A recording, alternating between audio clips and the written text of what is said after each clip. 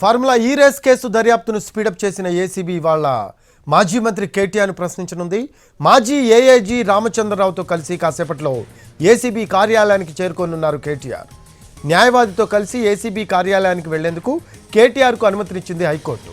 అయితే విచారణ సమయంలో కేటీఆర్ పక్కనే లాయర్ కూర్చునేందుకు అనుమతి ఇవ్వలేదు.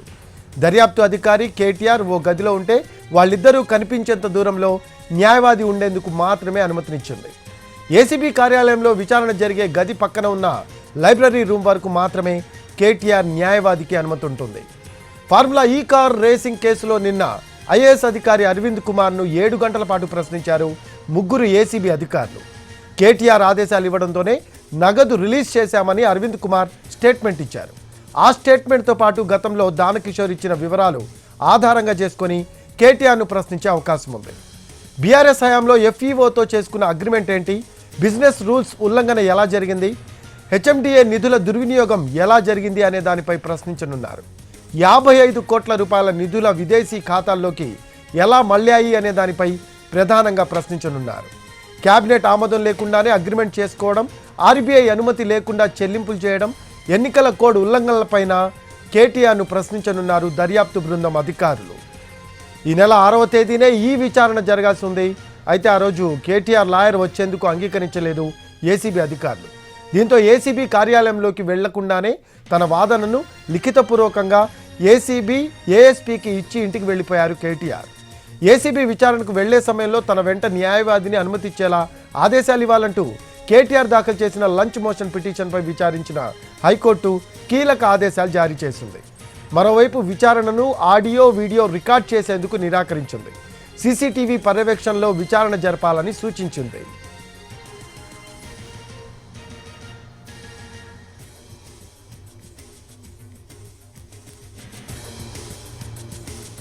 మరి కాసేపట్లో కేటీఆర్ తన నివాసం నుంచి ఏసీబీ ఆఫీస్కి బయలుదేరనున్నారు.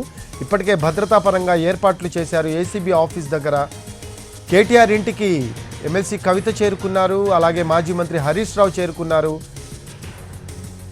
చాలామంది బీఆర్ఎస్ కార్యకర్తలు కేటీఆర్ నివాసం దగ్గర చేరుకున్నారు. మరి కాసేపట్లో మాజీ మంత్రి హరీష్ రావు ప్రెస్ మీట్ పెట్టే అవకాశం ఉన్నట్టు తెలుస్తూ ఉంది. మాజీ ఏఏజీ రామచంద్రరావు కేటీఆర్ నివాసానికి చేరుకున్నారు. న్యాయవాదితో కలిసి కేటీఆర్ ఏసీబీ ఆఫీస్కి మరి కాసేపట్లో బయలుదేరే అవకాశం కనిపిస్తోంది.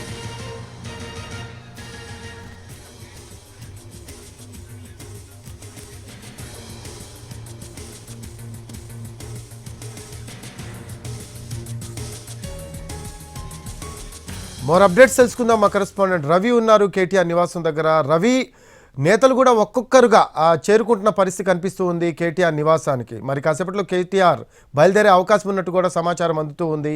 ప్రెస్ మీట్ కూడా పెడతారు అనే సమాచారం ఉంది. దీనికి సంబంధించి లేటెస్ట్ అప్డేట్స్ ఏంటి, అలాగే ప్రెస్ మీట్ పెట్టే అవకాశం ఉందంటారా రవి?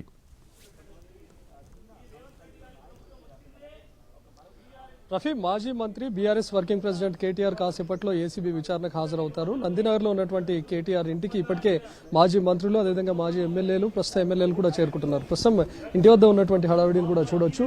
సో కాసేపట్లో తను బయటకు రాబోతున్నారు. ఇప్పటికే కొంతమంది బీఆర్ఎస్ సీనియర్ నేతలు కూడా మీడియాతో మాట్లాడుతున్నారు. వాళ్ళంతా ఇదే చెప్తున్నారు, ఉద్దేశపూర్వకంగానే కేటీఆర్ పై పెట్టినటువంటి కేసులు ఏదైతే కాంగ్రెస్ ప్రభుత్వం 6 గ్యారంటీల అమలుకు ఏవైతే హామీలు ఇచ్చిందో వాటిని నెరవేర్చలేకపోతుంది కాబట్టి వాటన్నిటి నుంచి డైవర్షన్ చేయడానికి ఈరోజు కేసుల రూపంలో, అరెస్టుల రూపంలో డైవర్షన్ చేస్తోంది అని చెప్పి కూడా వాళ్ళు ప్రస్తుతం మీడియాతో మాట్లాడుతూ ఉన్నారు.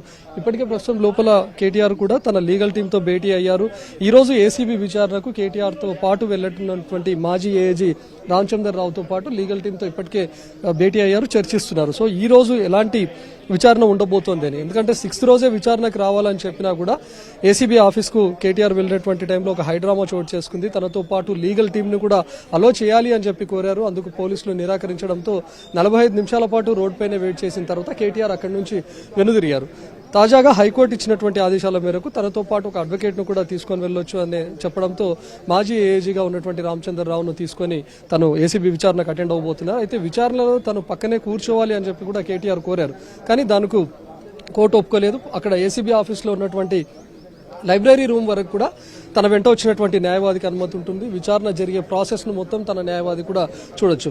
పక్కాగా తన న్యాయవాది ఉండాలి అని చెప్పి కోరడం వెనుక కూడా కేటీఆర్ తనే స్వయంగా మీడియా ముందు కూడా చెప్పాడు. పట్నం నరేందర్ రెడ్డి విషయంలో తప్పుడు స్టేట్మెంట్ను రికార్డ్ చేశారు. తను నేరం చేయకపోయినా నేరం అంగీకరించినటువంటి విధంగా ఒక స్టేట్మెంట్ను క్రియేట్ చేశారు. కాబట్టి ఈరోజు నా విషయంలో కూడా అదే జరుగుతుంది. ఏసీబీ తప్పుడు స్టేట్మెంట్ను తీసుకుంటుంది. నేను చెప్పని విషయాలను కూడా చెప్పినటువంటి విధంగా రికార్డ్ చేసి బయటకు ఇస్తుంది. కాబట్టి నా తరఫు న్యాయవాది ఖచ్చితంగా ఉండాలి అని చెప్పి కూడా కేటీఆర్ కోరారు. సో ఇందులో భాగంగానే అడ్వకేట్ మాజీ ఏజ్గా ఉన్నటువంటి రామచంద్రరావుతో పాటు కలిసి తన విచారణను వెళ్ళబోతున్నారు.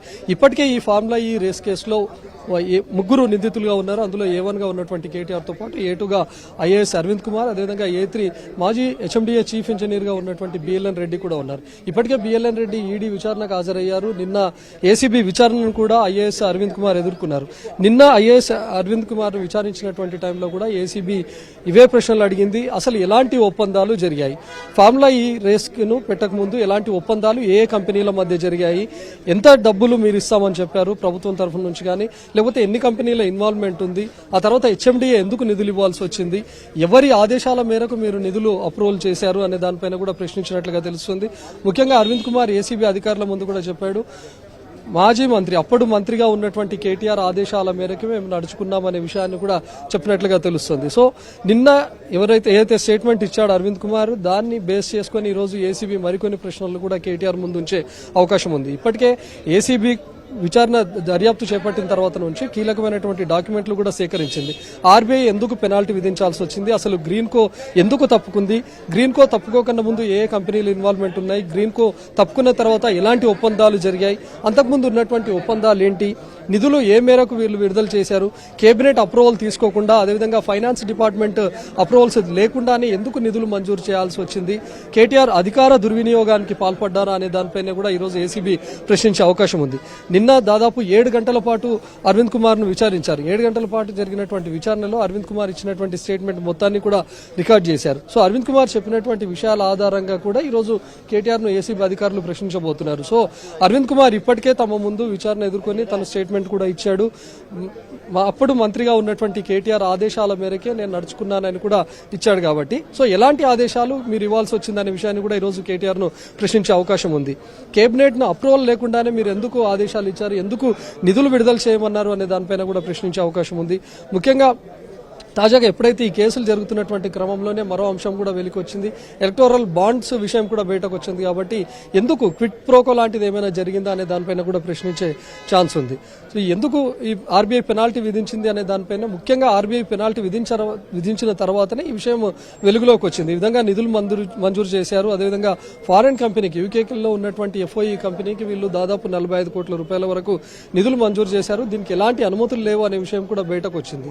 సో ఇందులో ఈడీ కూడా ఎంటర్ అయిపోయింది. నిన్న BLN రెడ్డి ఈడీ విచారణను కూడా ఎదుర్కొన్నారు. ఇందులో ఫారిన్ కంపెనీకి ఎలాంటి అప్రూవల్స్ లేకుండా నిధులు మంజూరు కావడం పైన కూడా ఈడీ కేసు నమోదు చేసింది. సో ఇలాంటి విషయాలు అటు అరవింద్ కుమార్ చెప్పినటువంటి నిన్న 7 గంటల పాటు విచారణలో ఇచ్చినటువంటి స్టేట్మెంట్ కు తోడు ఏసీబీ ఏదైతే వివరాలు ఇప్పటికే ఈ కేసుకు సంబంధించి సేకరించిందో దానిపైన కేటీఆర్ ను ప్రశ్నించే అవకాశం అయితే కనిపిస్తోంది. ముఖ్యంగా కేటీఆర్ పైన జరుగుతున్నటువంటి ముఖ్యమైనటువంటి ఆరోపణ, తను అధికార దుర్వినియోగానికి పాల్పడ్డాడు. తను మంత్రిగా ఉన్నటువంటి టైంలో ఎలాంటి అప్రూవల్స్ లేకుండానే తను నిధులు మంజూరు చేయమని చెప్పి కింది స్థాయి ఉన్నటువంటి సిబ్బంది, అదే కింది స్థాయి ఉన్నటువంటి అధికారులను ఆదేశించారు. అటు HMDA మాజీ చీఫ్ ఇంజనీర్ గా ఉన్నటువంటి BLN రెడ్డి కానీ, IAS అరవింద్ కుమార్ కానీ కేటీఆర్ ఇచ్చినటువంటి ఆదేశాల మేరకు ఈ రోజు నిధులు వెళ్లాయి. కాబట్టి ఎందుకు ఆ విధంగా తను నిధులు మంజూరు చేయాల్సి వచ్చింది, ఎందుకు ఆ విధమైనటువంటి ఆదేశాలు ఇవ్వాల్సి వచ్చింది, కంపెనీల దగ్గర చేసుకున్నటువంటి ఒప్పందాలు ఏంటి, నేరుగా పేపర్ పై ఉన్నటువంటి ఒప్పందాలే కాకుండా ఏమైనా రహస్య ఒప్పందాలు ఏమైనా జరిగాయనే దానిపైన కూడా ఈరోజు కేటీఆర్ ను ప్రశ్నించే అవకాశం ఉంది. రవి ఎంతసేపట్లో బయలుదేరే అవకాశం ఉంది? 9:45 బయలుదేరతారని సమాచారం. ఆన్ టైంకే బయలుదేరతారా కేటీఆర్? ఎగ్జాక్ట్గా తను ఈరోజు ఉదయం చెప్పినటువంటి ప్రకారం 9:30కే ఇంట్లో నుంచి బయలుదేరుతానని చెప్పారు. కానీ తను ఏసీబీ విచారణను ఎదుర్కోవడానికి ముందే మాజీ మంత్రులు అదేవిధంగా మాజీ ఎమ్మెల్యేలు కూడా వచ్చారు, కేటీఆర్ను కలుస్తూ ఉన్నారు. కాబట్టి కాస్త లేట్ అయ్యే అవకాశం ఉంది. మరోవైపు ఎమ్మెల్సీ కవిత కూడా తన భర్తతో పాటు చేరుకుంది. ఈవెన్ వాళ్ళ మదర్ శోభ కూడా ఇక్కడే ఉన్నారు. ఇంట్లో ఒక హడావిడి వాతావరణం అయితే క్రియేట్ అయింది. దానివల్ల కాస్త ఆలస్యం అవుతుంది. 20 నిమిషాల ముందే తన లీగల్ టీం, మాజీ ఏజీ రామచంద్రరావుతో పాటు తన లీగల్ టీం మొత్తం కూడా చేరుకుంది. ప్రస్తుతం వాళ్ళతో చర్చిస్తున్నారు. ఈ రోజు జరగబోయే ఏసీబీ విచారణను ఏ విధంగా ఎదుర్కోవాలి, లేకపోతే నిన్న అరవింద్ కుమార్ విచారణ జరిగినటువంటి తీరు కానీ, లేకపోతే ఈ రోజు అరవింద్ నిన్న అరవింద్ కుమార్ ఇచ్చినటువంటి స్టేట్మెంట్ ఆధారంగా అసలు కేటీఆర్ ముందు ఎలాంటి ప్రశ్నలు ఉండబోతున్నాయి, ఏ విధంగా సమాధానం చెప్పాలి అనే దానిపైన కూడా తన లీగల్ టీంతో చర్చిస్తున్నారు. ముఖ్యంగా రామచంద్రరావు కూడా తనతో పాటు వస్తుంటాడు కాబట్టి ఇన్ కేసు తనను లైబ్రరీ రూమ్ దాకా రానిచ్చినప్పుడు, లేకపోతే ఇన్ కేసు అవకాశం వచ్చి రామచంద్రరావును కూడా విచారణలో ఇన్వాల్వ్ చేస్తే ఏ విధంగా స్పందించాలి, ఎలాంటి విషయాలను చెప్పాలి, ఏ విధంగా ఆన్సర్ చేయాలి అనే దానిపైన కూడా తన లీగల్ టీంతో భేటీ అయ్యారు. ఎగ్జాక్ట్గా మనం చూస్తున్నటువంటి ప్రకారం 10 o'clock వరకు ఏసీబీ ఆఫీస్లో ఉంటానని కేటీఆర్ చెప్పారు. ఇక్కడ నుంచి తక్కువ డిస్టెన్స్ ఏసీబీ ఆఫీస్ కాబట్టి ఇక్కడ నుంచి ఒక 10 నిమిషాల ముందు అంటే అరౌండ్ 9:50 లేదా 9:55కి ఇక్కడ నుంచి బయలుదేరే అవకాశం అయితే కనిపిస్తుంది రఫీ. ముఖ్యంగా తను 9:30కి బయలుదేరుతానని ఈరోజు ఉదయమే చెప్పినప్పటికీ చాలా మంది తనను కలవడానికి వస్తూ ఉన్నారు. బీఆర్ఎస్ శ్రేణులు కూడా పెద్ద ఎత్తున ఇక్కడ చేరుకుంటున్నారు.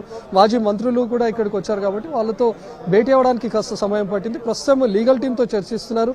ఆ భేటీ అయిపోగానే లీగల్ టీంతో పాటు కలిసి తను ఏసీబీ ఆఫీస్కి బయలుదేరి వెళ్తారు రఫీ.